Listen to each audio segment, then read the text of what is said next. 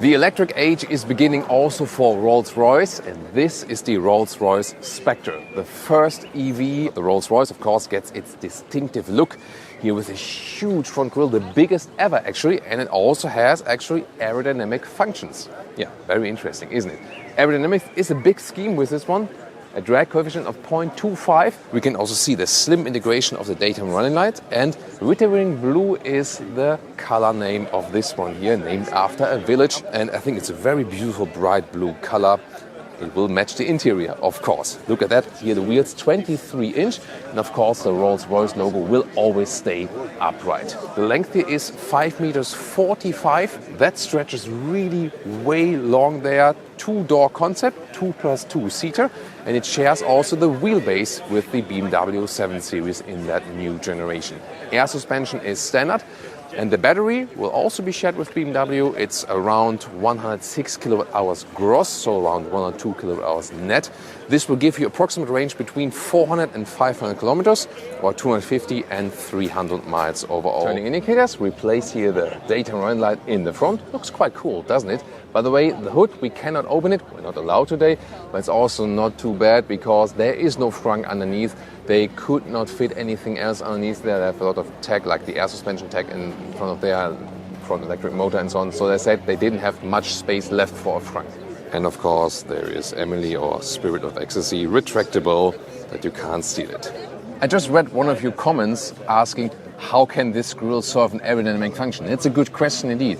So first of all, they could have gone with a closed grille, which would have been the best as for aerodynamics. But then they said, yeah, for design reasons, we need an open grille to serve this traditional Rolls-Royce design. But then what you do with aerodynamics? Well, then actually you can see the split here. This goes in this direction. This here goes in that direction.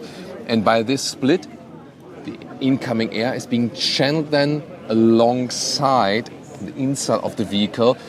And by that you can still have an open grille, but make it aerodynamic as good as possible. That's the thing about this grille, right? And has all-wheel drive, one electric motor in the front, one electric motor in the rear, over 580 horsepower, and the acceleration figure is 4.5 seconds. Yeah, that's of course very quick for such a heavy vehicle. In the lower part we can see the black contrast right here, and you can see especially here this rather fluent design all set on aerodynamics. However, with keeping up the traditional Rolls-Royce design elements, here for example also the vertical, rather small tail lamps. The charging flap is really classy. I mean, look at that. What a beautiful charging flap indeed.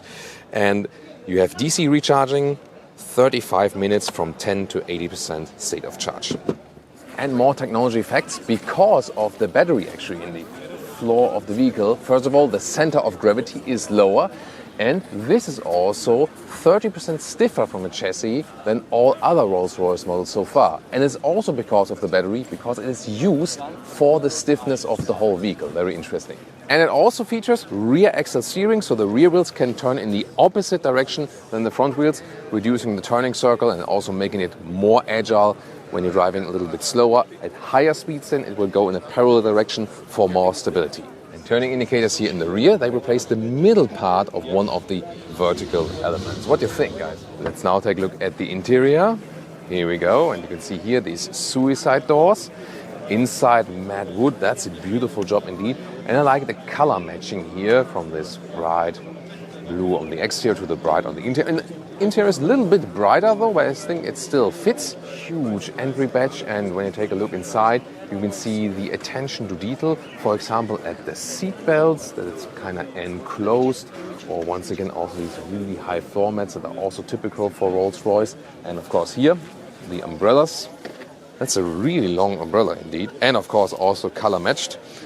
Yeah, we need it here today at Lago di Como.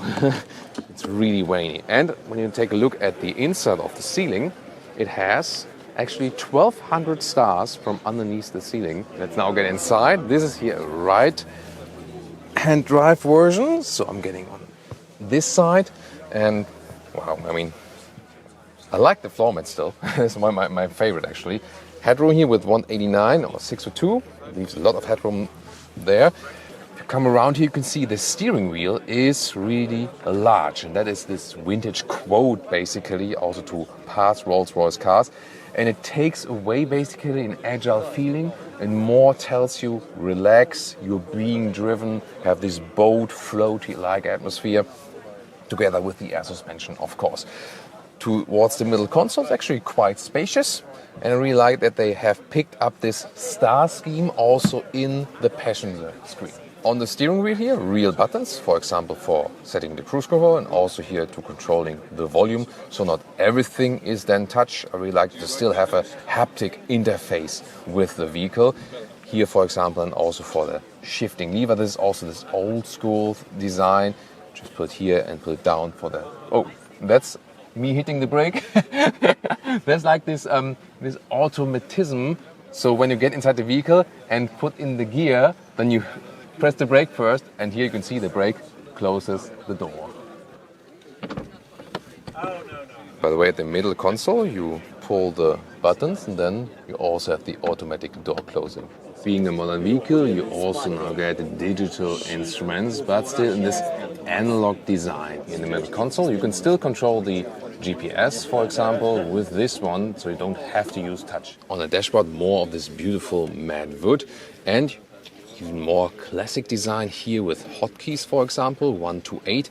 And also, what I appreciate most, you can play the climate DJ here, and when you move these turning knobs here, they're really soft. It's really like 80s high-class stereo with real metal and not this new everything just #capacitive BS. And also when you hear like warmer and colder, just when you use them really slightly, it just feels really, really good. It's like this one open then for cup holders. Then here we have more storage underneath. And about the infotainment system, this is all also BMW Group design. But the good thing is you know what you get. And it's also fairly easy. This is already then based on the BMW OS 8. And here I'm controlling it from below. Android Auto, Apple CarPlay, available wireless.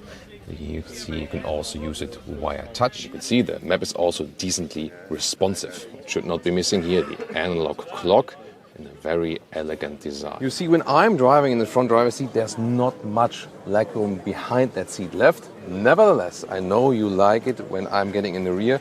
Here it moves forward automatically, and then I can crouch inside. With these high floor mats, even with business shoes, you feel like you would need to take them off.